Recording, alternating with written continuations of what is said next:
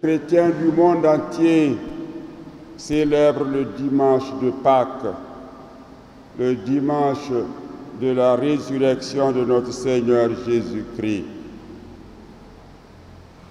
Le premier jour de la semaine qui a suivi la crucifixion de Jésus, comme une personne appartenant à un groupe de bandits et de malfaiteurs, ses apôtres ont appris qu'il s'est réveillé d'entre les morts. C'est pourquoi l'habitude a été prise par les chrétiens de célébrer la résurrection de Jésus le premier jour de la semaine. Ainsi, ce premier jour a été appelé le jour du Seigneur, ou encore le dimanche. Le dimanche est donc pour nous le premier jour de la semaine. Tout à l'heure, nous avons entendu dans l'Évangile, le premier jour de la semaine, Marie-Madeleine se rend au tombeau de grand matin. C'était encore les ténèbres. Elle s'aperçoit que la pierre a été enlevée du tombeau. Elle court donc trouver Simon-Pierre et l'autre disciple, celui que Jésus aimait, et elle leur dit, « On a enlevé le Seigneur de son tombeau et nous ne savons pas où on l'a déposé. » Simon-Pierre et l'autre disciple se rendent alors au tombeau de Jésus et constatent qu'il est effectivement vide. Ils virent et ils crurent. Jusque-là, en effet, les disciples n'avaient pas compris que selon l'Écriture, il fallait que Jésus ressuscite d'entre les morts. Pierre et Jean constatent aussi que le linceul et le suaire qui avaient entouré la tête de Jésus étaient soigneusement roulés et rangés. Ce qui ne pourrait pas se faire dans le cas d'un enlèvement, d'un vol du corps de Jésus, car le vol se fait toujours dans la précipitation. Les disciples de Jésus n'avaient donc pas compris avant, mais maintenant ils comprennent et ils croient. Ils ont fait un cheminement important. D'abord, ils ont fait le constat. Ils ont vu que le tombeau de Jésus est vide.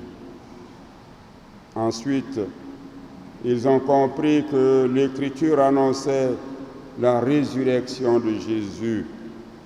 Enfin, ils ont cru que Jésus est vraiment ressuscité.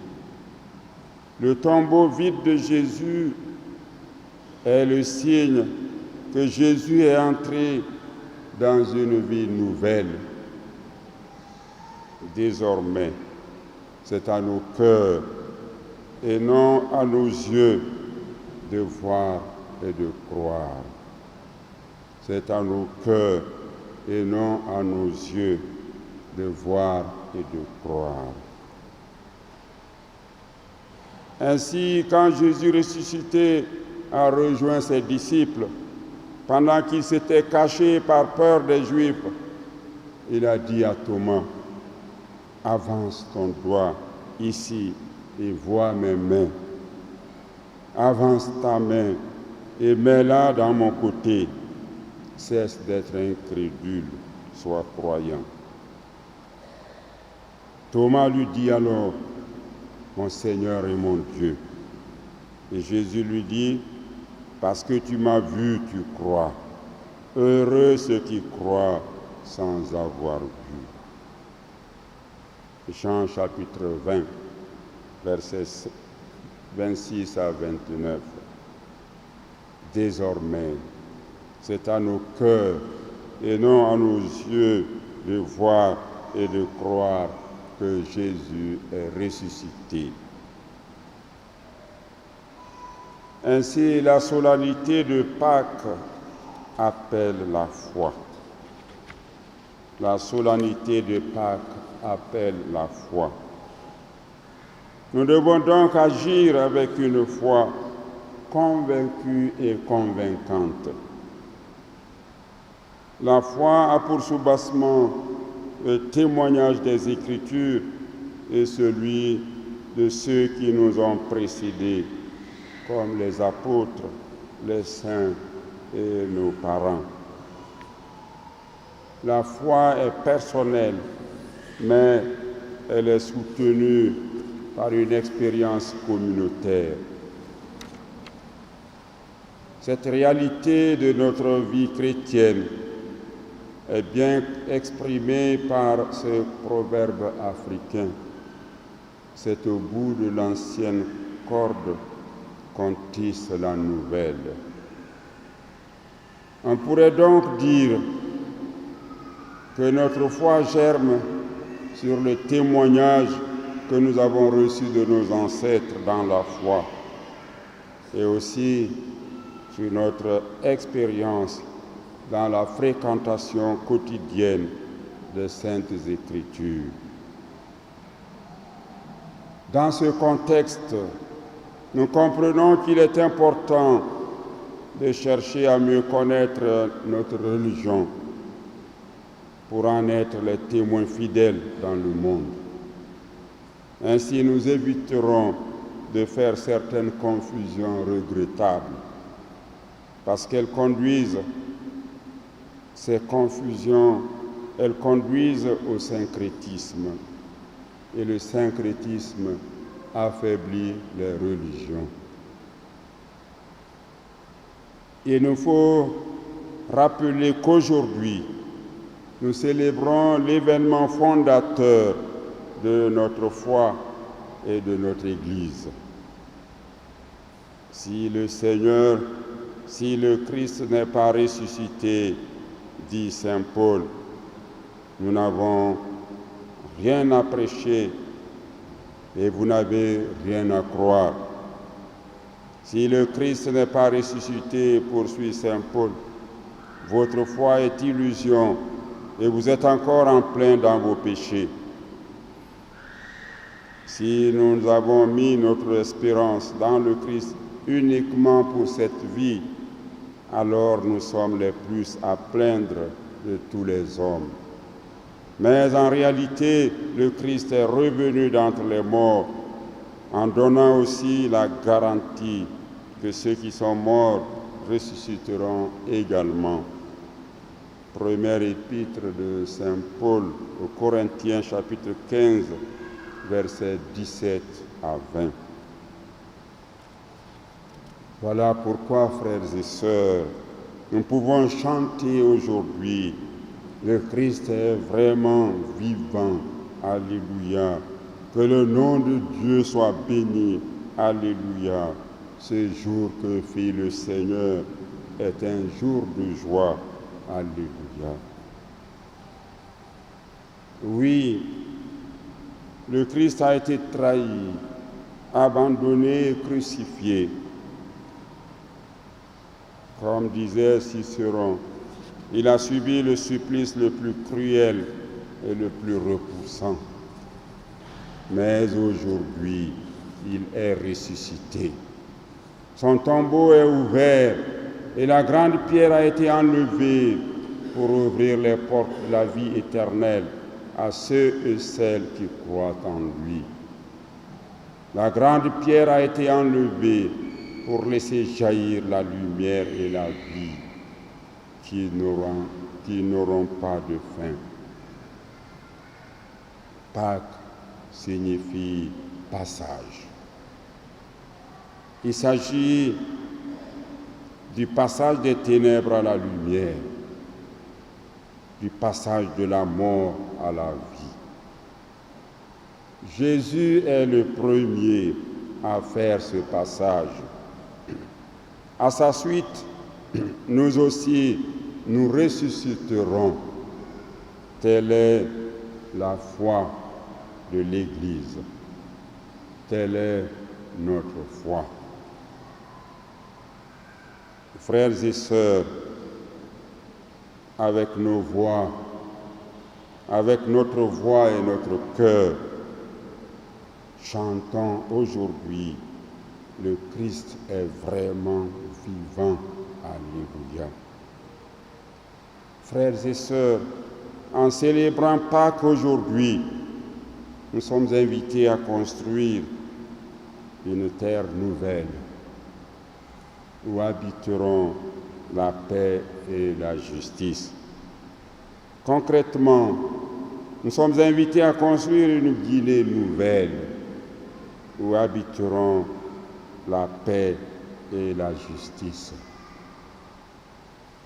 Il s'agit pour nous d'accepter de sortir de nos misérables tombeaux de la corruption, nos misérables tombeaux de l'indifférence, de l'injustice, nos misérables tombeaux de l'ethnocentrisme, de la recherche du profit,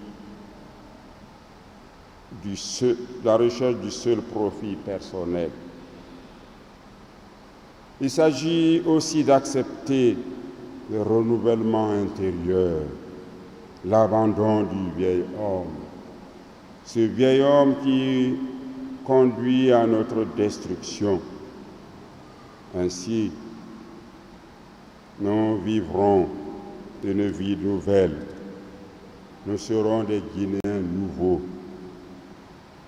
Notre pays, par conséquent, deviendra un havre de paix et un havre de bonheur pour la joie de tous ses habitants.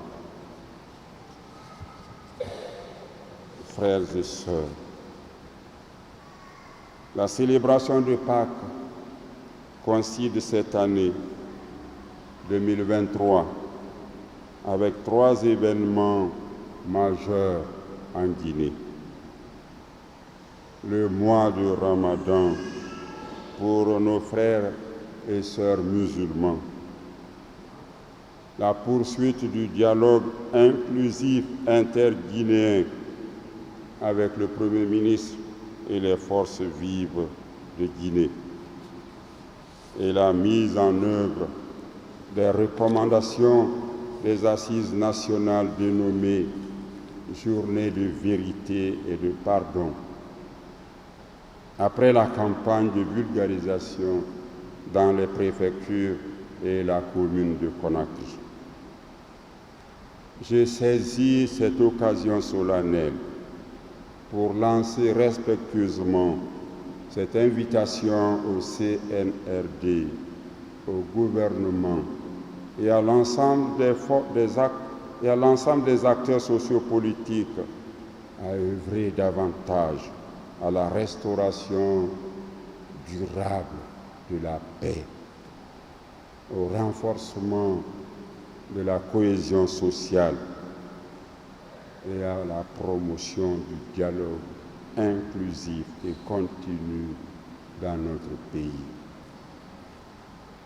Parce qu'il est important que tout le monde soit autour de la table pour réfléchir ensemble, parler de nos divergences et concevoir d'une manière consensuelle et apaisée des solutions appropriées.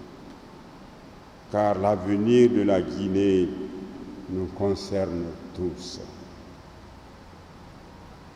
Aussi, je me permets d'exprimer une inquiétude et un souhait à l'attention des autorités de la transition. L'inquiétude concerne les enfants de la rue et les enfants mendiants dans les villes de notre pays. Et je demande humblement au CNRD et au gouvernement de bien vouloir accepter la création des centres de formation et de réinsertion sociale pour ces petits-enfants. Il est urgent de mettre fin à la mendicité des enfants en Guinée. Il est urgent de mettre fin à la mendicité des enfants en Guinée. Ensuite, je voudrais insister sur l'éducation des Guinéennes et des Guinéens aux valeurs religieuses, morales et culturelles, en vue d'un changement de mentalité et de comportement pour restaurer la confiance entre nous et favoriser le bon vivre ensemble. Enfin, je tiens à exprimer ici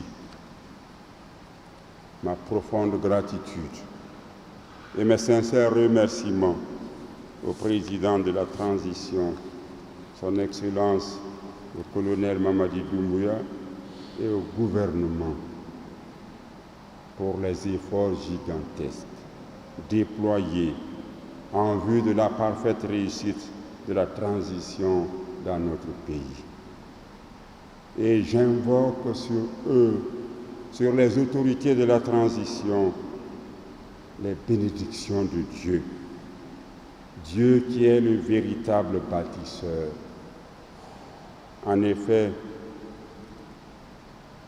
nous dit le psalmiste, si Dieu ne bâtit la maison, les bâtisseurs travaillent en vain.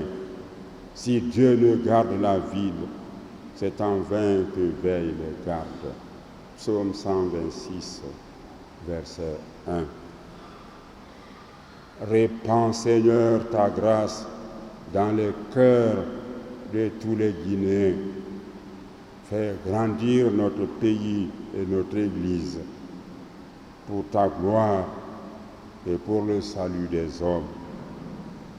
Par Jésus-Christ ressuscité, qui vit et règne aujourd'hui et pour les siècles des siècles.